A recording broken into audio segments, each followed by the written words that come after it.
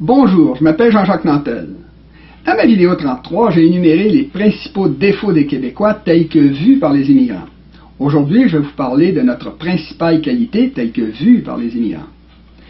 Quand on en connaît un depuis longtemps, qu'on lui pose la question directement et honnêtement, on a souvent la surprise de lui voir lever les yeux au ciel en disant « Dieu que les Québécois sont mous ». C'est ça notre principale qualité. On est un peuple de mous, un peuple de couillons. Les immigrants en reviennent pas. Ces gens-là viennent du fin fond de la planète. On leur a jamais fait de mal, mais eux nous nuisent tant qu'ils peuvent dans notre propre patrie à chaque fois qu'il y a une élection ou un référendum. Et nous, plutôt que de faire ou de dire quoi que ce soit pour se défendre, on n'arrête pas de s'excuser de peur de passer pour des gros méchants racistes. Ce sont bien sûr nos dirigeants qui sont responsables de ce comportement. Nos intellectuels disent souvent qu'il faut apprendre à changer notre façon de penser, qu'il faut apprendre à changer de paradigme. S'ils disent ça, c'est parce que c'est à la mode de le faire, parce que ça fait moderne de jouer aux révolutionnaires. Dans les faits, nos intellectuels, ils ne changent pas du tout de discours, ils changent de vocabulaire, c'est-à-dire qu'ils nous répètent les mêmes trucs qu'avant, mais avec des nouveaux mots. C'est tout à fait évident dans le cas des chefs souverainistes. Ces gens-là sont installés dans le système et ils s'y sentent tout à fait confortables avec leur salaire et leur pension de député. Alors, ils se contentent donc de se faire élire après nous avoir servi des petits discours souverainistes pour nous dire au soir de l'élection qu'ils n'ont pas le pourcentage pour faire un référendum. Après ça, ils font comme les fédéralistes et ils s'occupent du déficit, des écoles, des listes d'attente dans les hôpitaux. Autrement dit, ils ne règlent pas les problèmes, ils se contentent de les gérer. La grande différence entre eux et les fédéralistes, c'est que les fédéralistes disent qu'ils s'occupent seulement des vraies affaires, alors que les chefs souverainistes nous disent qu'eux autres, ils préparent les conditions gagnantes. C'est la même chose, c'est seulement le vocabulaire qui a changé. Pour les chefs souverainistes, la souveraineté, c'est pas vraiment une condition gagnante. Ce qu'ils croient vraiment, c'est vrai que ça va coûter cher la souveraineté, mais on va être tellement bien quand on va être maître chez nous. Dans le débat national au Québec, les fédéralistes mettent tout ce qu'ils ont pour gagner. Ils font rentrer 55 000 immigrants par année pour nous affaiblir et nous empêcher de nous défendre. Ils nous menacent à mots couverts d'utiliser leur armée pour venir nous voler 50, 70, 90% du territoire. Ils disent qu'on va perdre 1 million de citoyens, qu'on va perdre la péréquation, nos pensions de vieillesse, l'assurance chômage, etc., etc. Les chefs souverainistes, eux, ils disent presque rien. Eux aussi font rentrer 55 000 immigrants par année, de peur de passer pour des gros méchants racistes s'ils ne détruisent pas leur propre peuple. Ensuite, ils se plaignent que le gouvernement fédéral leur enlève ci ou ça. Puis quand, par hasard, ils parlent de souveraineté, ils enlèvent eux-mêmes de leur discours les arguments les plus évidents, les plus convaincants, les plus payants en faveur de la souveraineté. Puis après, ils s'étonnent d'être d'éternels perdants, d'être des losers. Ceux qui ont visionné mes vidéos, ils savent que moi, j'ai vraiment changé de paradigme et que j'ai même repris le problème depuis le début.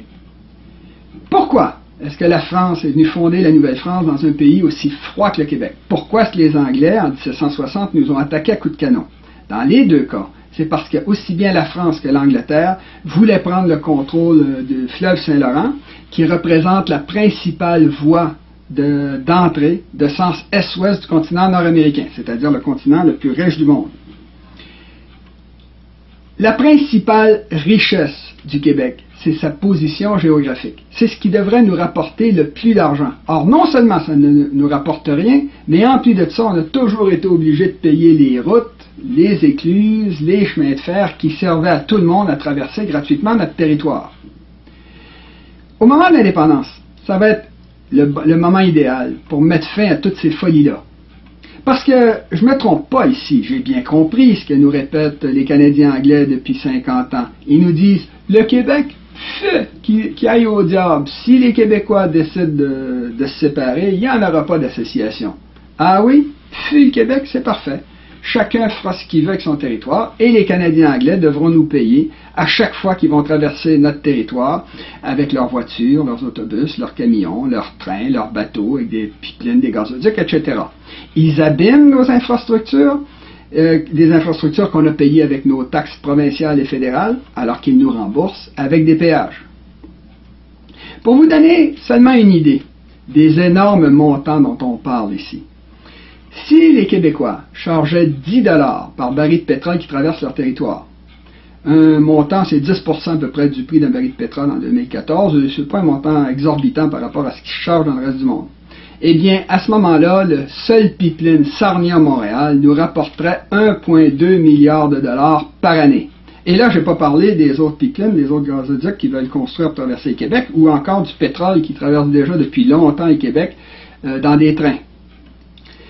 Quand je dis à nos chefs souverainistes, c'est ça que vous devriez dire à la population pour lui montrer que la souveraineté, ça va être payante. C'est ça que vous devriez dire à la population pour qu'elle vote oui au référendum. Savez-vous ce qu'ils me répondent? Ils me répondent, ben non, là tu vas trop loin, t'es trop radical, t'es trop extrémiste. Ces gens-là ont été tellement habitués, depuis un quart de millénaire, à se faire taper sa tête, à se faire tasser dans le coin par le Canada anglais, qu'ils en sont arrivés à penser que c'était un crime contre l'humanité quand on osait suggérer que les Québécois pourraient penser, parler et agir comme un peuple normal. Parce que j'aimerais comprendre ici, est-ce que le Panama et l'Égypte, c'est des radicaux quand ils demandent à tout le monde sur la planète de payer des frais quand ils passent à travers leur voie maritime, c'est-à-dire le canal de Suez, le canal de Panama? Nous, ici, ça serait du radicalisme de le faire, mais eux, c'est normal. Est-ce que les Américains, c'est des extrémistes quand ils mettent des péages sur leurs ponts, sur leurs autoroutes? Ou quand le Canada anglais met des péages sur le pont Champlain? Bon sang. C'est normal que les Québécois fassent face à des péages sur leur propre pont Champlain, mais c'est tout à fait anormal, c'est extrémiste que les Canadiens anglais paient des péages quand ils traversent gratuitement, quand ils traversent le Québec, pour communiquer entre eux.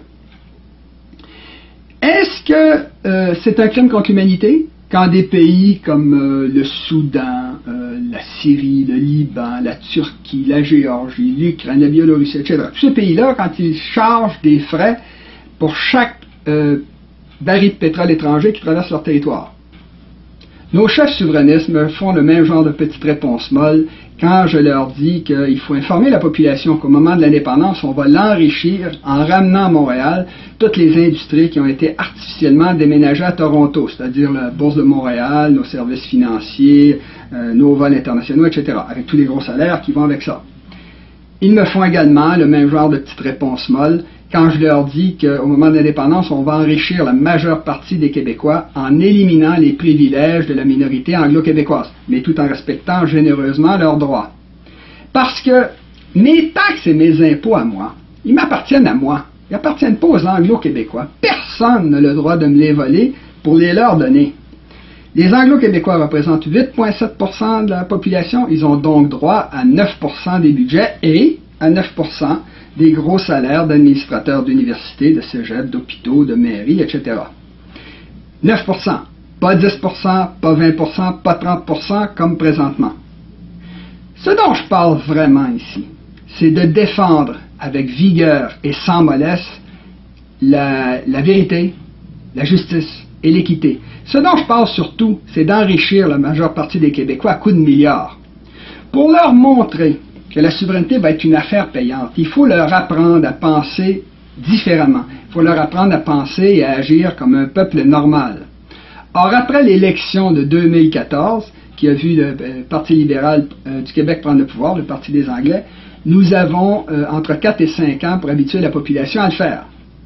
Si, jusqu'à maintenant, nos chefs n'ont jamais osé dire qu'au moment de l'indépendance, on allait éliminer les vols du Canada anglais, c'est principalement parce que, comme je l'ai dit, ils avaient peur de passer pour de gros méchants nazis.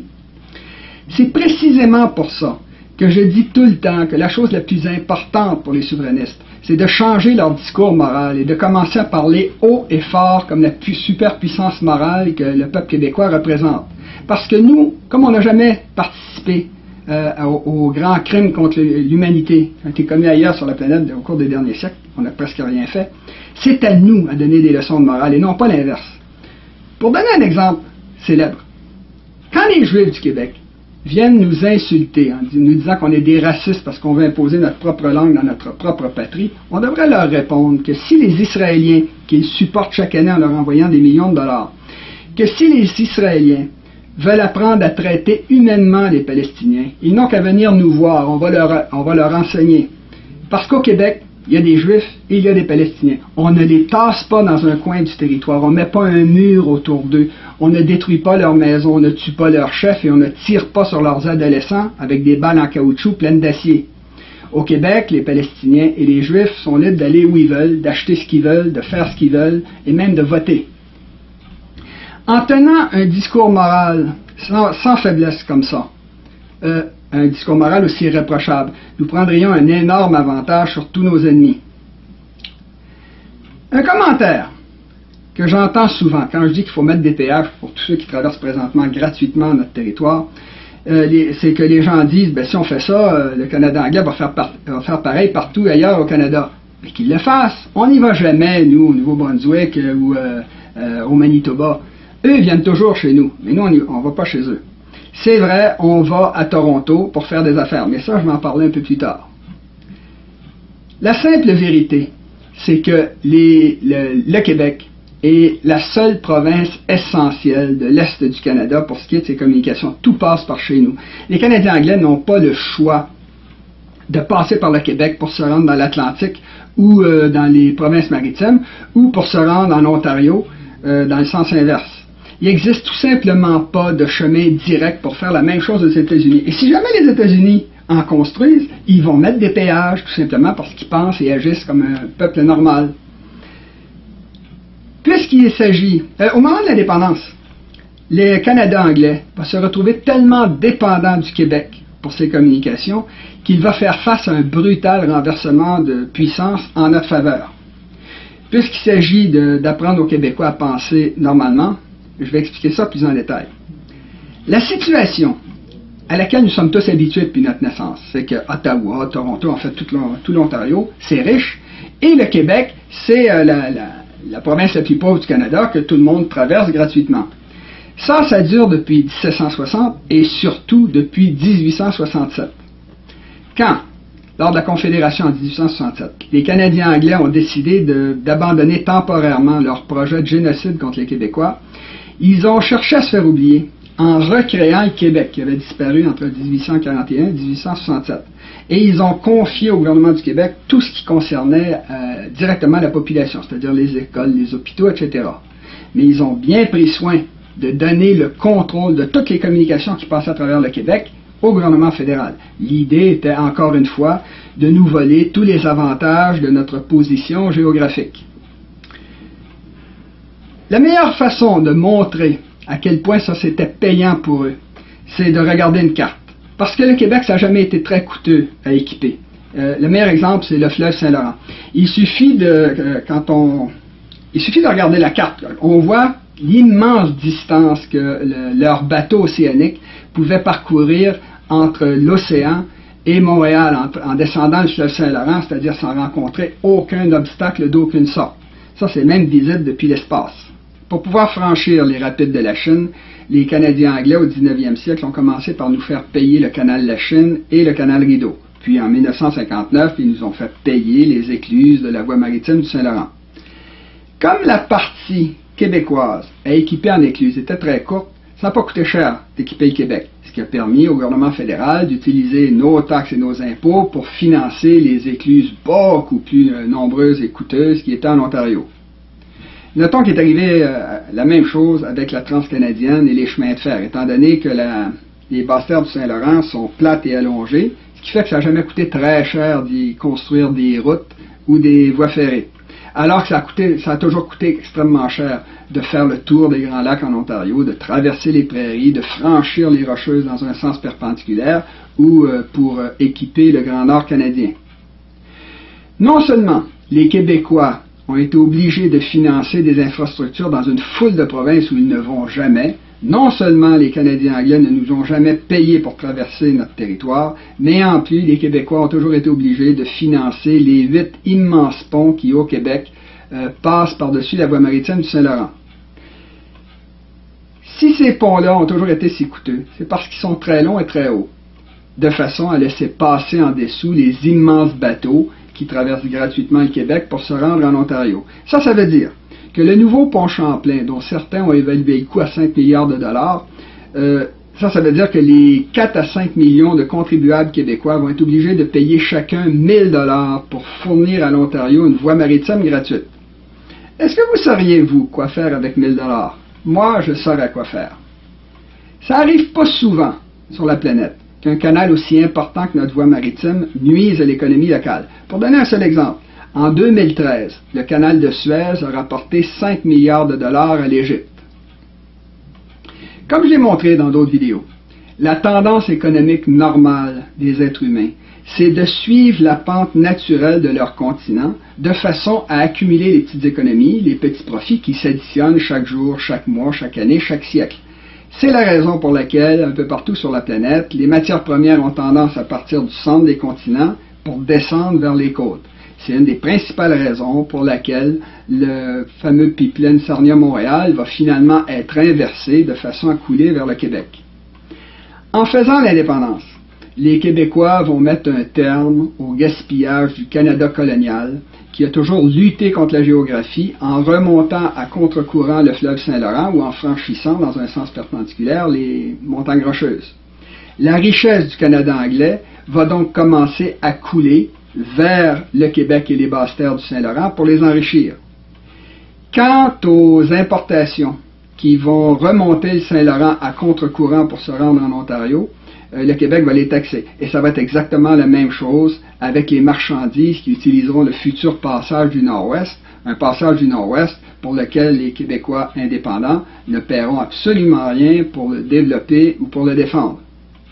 Il va arriver exactement la même chose avec la ville d'Ottawa, une ville de fonctionnaires, une ville de consommateurs, que le Québec ne financera plus, mais qui va être obligé de s'approvisionner de préférence à Montréal plutôt qu'à Toronto, parce que c'est beaucoup plus proche. Autrement dit, pour la première fois de leur histoire, les Québécois vont profiter économiquement de la ville d'Ottawa. En plus de profiter à fond de l'axe Est-Ouest, qui se sera transformé en un axe Ouest-Est, la région de Montréal va pouvoir profiter à plein de l'axe Nord-Sud qui nous met en contact avec la côte Est des États-Unis par l'entremise de la vallée de l'Hudson. Autrement dit, les deux axes Ouest-Est et Nord-Sud, plutôt que s'opposer comme c'est le cas actuellement, vont devenir complémentaires et Montréal va devenir une des principales plaques tournantes de l'économie du nord-est de l'Amérique du Nord. Pour profiter de tous ces avantages, les Québécois n'auront qu'à voter oui à l'indépendance. Cette indépendance devrait être assez facile à faire, étant donné que tout est prêt. Le principe démocratique du 50% plus 1 est solidement établi et respecté sur le continent. Le Canada anglais, au cours de 2 référendums, a admis que le Québec pouvait se séparer. Sa Cour suprême l'oblige même à négocier avec le Québec en cas d'un vote oui à un référendum. Enfin, la partition du Québec est interdite par la loi internationale. Notons en passant que le Canada fédéral de 2014 fait tout en son pouvoir pour s'opposer à la partition de l'Est de l'Ukraine.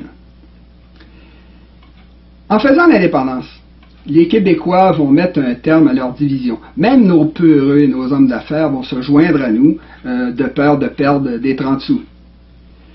Tout ça dans un contexte où le Canada anglais, qui n'est pas du tout préparé à l'événement, va être affaibli, désorganisé et déséquilibré. La belle unanimité internationale actuelle en faveur du Canada va brutalement disparaître, étant donné que beaucoup des pays de la francophonie et beaucoup des pays récemment devenus indépendants vont se mettre du côté du Québec. Pour ce qui est des États-Unis, il est probable qu'après un référendum gagnant, ils vont continuer à appuyer officiellement le Canada anglais, mais tout en exigeant qu'il aille négocier avec le Québec pour régler le problème pacifiquement. Autrement dit, ils vont nous aider. Au niveau intérieur, la situation du Canada anglais va être encore plus difficile, étant donné qu'il va devoir faire face au fait qu'il va perdre 20% de ses ressources en impôts pour faire face à un Québec qui, lui, va être 2 fois plus puissant, étant donné qu'il va avoir récupéré 50% de ses impôts qu'il paie à Ottawa. Tout ça, ça va se produire au moment où les Nunavut et tous les Amérindiens du Canada anglais vont exiger le droit à la partition, et le Canada anglais fait semblant de supporter présentement pour les minorités. Au niveau des provinces, les 4 provinces de l'Atlantique, dont les populations combinées représentent seulement le tiers de la population du Québec, vont vite se montrer inquiètes et vont exiger qu'il y ait des négociations avec le Québec pour faciliter leur contact avec le Canada de l'Ouest. À l'Ouest, par contre, une province comme la Colombie-Britannique, dont toute l'économie est orientée vers le Pacifique, va accueillir l'indépendance du Québec avec un haussement d'épaule parce qu'on n'a pas d'intérêt commun. L'Alberta, elle, va se montrer très contente de voir l'Est du Canada affaibli, et notamment l'Ontario, parce que ça va augmenter son poids économique, financier et politique à l'intérieur de la Fédération. Il est très clair que la principale perdante dans l'affaire, ça va être l'Ontario, qui est complètement dépendante du Québec pour ses communications avec l'Est et dépendante du pétrole de l'Alberta pour ses finances. Pour l'Ontario, tout va lui tomber sur la tête en même temps. Pour commencer, le transfert des industries de Montréal vers Toronto est de moins en moins rentable parce que presque tout ce qui pouvait déménager de Montréal vers Toronto l'a déjà été. Ce mouvement économique-là obéit à ce qu'on appelle une loi des rendements décroissants. Deuxièmement, l'économie de l'Ontario a commencé à suivre dans son déclin rapide toute la région des Grands Lacs nord-américains, qui est en décadence prononcée. Troisièmement, avec l'indépendance du Québec, beaucoup de sièges sociaux qui sont à Toronto vont commencer à retourner à Montréal et beaucoup d'autres vont partir vers l'ouest pour accompagner la population canadienne dans son mouvement d'est en ouest. Notons que ce mouvement d'est en ouest de la population est un phénomène continental qui date des débuts de la colonisation européenne. Les Américains appellent ça le Western Drift, c'est-à-dire la dérive vers l'ouest. Le pire pour le Canada central, c'est qu'avec l'indépendance du Québec, ça va devenir un territoire complètement isolé à l'intérieur du continent, sans sortie autonome vers les océans. Le Canada central va se retrouver limité à l'est par le Québec, au sud par les États-Unis, à l'ouest par la haute chaîne des Rocheuses et au nord par des millions de kilomètres carrés de glace. La seule exception à ça, ça va être le petit port de Churchill sur la baie du Thon, qui est très éloigné et qui est pris dans les glaces la majeure partie de l'année. Tout ça montre qu'en faisant l'indépendance, le Québec va beaucoup augmenter sa puissance relative. Comme le Canada anglais, à ce moment-là, va ressembler à un verre coupé en deux dont les deux bouts se tortillent, il va être obligé d'aller mendier au Québec l'association qu'il a toujours fait semblant de mépriser. Le grand problème à ce moment-là, ça va être que comme le Canada va être très déséquilibré, ces différentes régions vont être en chicane pour ce qui est du contenu de cette association-là. Ce qui fait qu'il se pourrait très bien que le Québec se retrouve pendant très longtemps devant une chaise vide parce que le Canada anglais n'aura pas réussi à créer une position commune. Le plus simple pour faire face à ce problème, ça sera alors pour le Québec de simplement déclarer son indépendance pour négocier par la suite. Pour reprendre le contrôle de son territoire, ça va être assez facile pour le Québec étant donné que, comme le Canada habité est très allongé, ça fait très longtemps que pour des raisons d'économie, le gouvernement fédéral a divisé ses services par région naturelle. Dans le cas du Québec, la Radio-Canada, par exemple, est complètement séparée des services de la CBC du reste du Canada. C'est la même chose pour ses bureaux de poste, les bases de l'armée canadienne, les pilotes de la voie maritime, la perception des impôts fédéraux qui se fait au Québec à Shawinigan. Le Québec perçoit même la TPS au nom du gouvernement canadien au Québec. Pour ce qui est des négociations avec le Canada, il est très clair qu'on va avoir de la difficulté à s'entendre pour les frontières du Québec au niveau de la baie du Thon et également pour le partage de la dette canadienne. Le plus simple à ce moment-là, ça serait simplement de demander à la communauté internationale de venir juger du cas en fonction de la loi internationale. Comme il y a eu beaucoup de pays qui sont devenus indépendants au cours des dernières décennies, la communauté internationale est habituée à faire ça. Pour ce qui est de l'association avec le Canada, le Québec va avoir plusieurs possibilités. D'abord, on pourrait offrir au Canada, c'est-à-dire à l'Ontario, de ne pas mettre de péage sur l'autoroute dans le corridor entre Québec et Windsor, de façon à faciliter les échanges entre les économies de l'Ontario et du Québec. Une autre possibilité alternative, ça serait d'offrir au Canada, en échange d'avantages économiques substantiels, de laisser la voie maritime libre de péage. La principale raison, c'est que ça ça faciliterait beaucoup son administration par le Québec, étant donné qu'on a toujours dit aux Américains qu'on ne voulait pas changer nos relations avec eux et qu'en conséquent, ils pourraient continuer à utiliser la voie maritime sans avoir à rien payer. Donc, ce serait plus facile pour nous d'administrer la voie maritime comme ça. Pour tout le reste, les Québécois devraient agir comme un peuple normal et mettre des péages pour les pipelines, les gazoducs, les voies ferrées, etc. On le voit, l'indépendance du Québec, ça va être une affaire payante. Et comme ça va être très payant, c'est très urgent. Il va donc falloir en convaincre la population. Mais le plus difficile, ça va être de convaincre nos chefs de commencer à défendre de cette façon-là, avec fermeté et sans mollesse, l'indépendance du Québec. Ça risque d'être le plus difficile, étant donné qu'ils sont presque tous les deux pieds figés dans le béton de leurs vieilles habitudes.